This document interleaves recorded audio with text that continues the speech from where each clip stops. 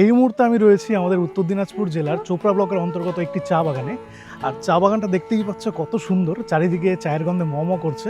এই ফিলটা কিন্তু তোমরা এই চা বাগানে না আসলে বুঝতে পারবে না। আর চারিদিকে প্রচুর লোকজন আছে যারা চায়ের পাতা তুলছে। আর এখানকার একটা বৈশিষ্ট্য তোমরা লক্ষ্য করবে, চা বাগানটা কিন্তু ম্যাক্সিমামটা পুরো সমতলের মধ্যে অবস্থিত। এখানে যারা চায়ের পাতা তুলছিল তাদের সাথে কথা বলে একটা বিষয় জানতে পারলাম। পশ্চিমবঙ্গ সরকারের চা সুন্দরী নামে একটি প্রকল্পের আওতায় তাদেরকে থাকার জন্য একটা জায়গা এবং বাড়ি করার জন্য 1,20,000 টাকা করে দেওয়া হচ্ছে। আমার নাম জুলমিনা উরাও। আমরা চাই সুন্দরী টাকা পেয়ে 1,00,000 টাকা পাইছিলাম, তখন ঘর বাড়ি তৈরি করলাম, আরও পাবো 20,000 টাকা, তাহলে আমাদের বাড়ি কমপ্লিট হয়ে যাবে। বিষয়টা কতটা ঠিক সেটা জানতে আমি চলে গেলাম গ্রামের ভিতরে। আমার নাম গোলাপি উরাও, মানে কি 4 সুন্দরী 1,00,000 টাকা পাইছি, আরও পাবো 20,000 টাকা। বাড়িতে আমাদের এত তৈরি হয়ে গেল, এখান থেকে ওই টাকাটা দিলে আরও ভালো আমাদের।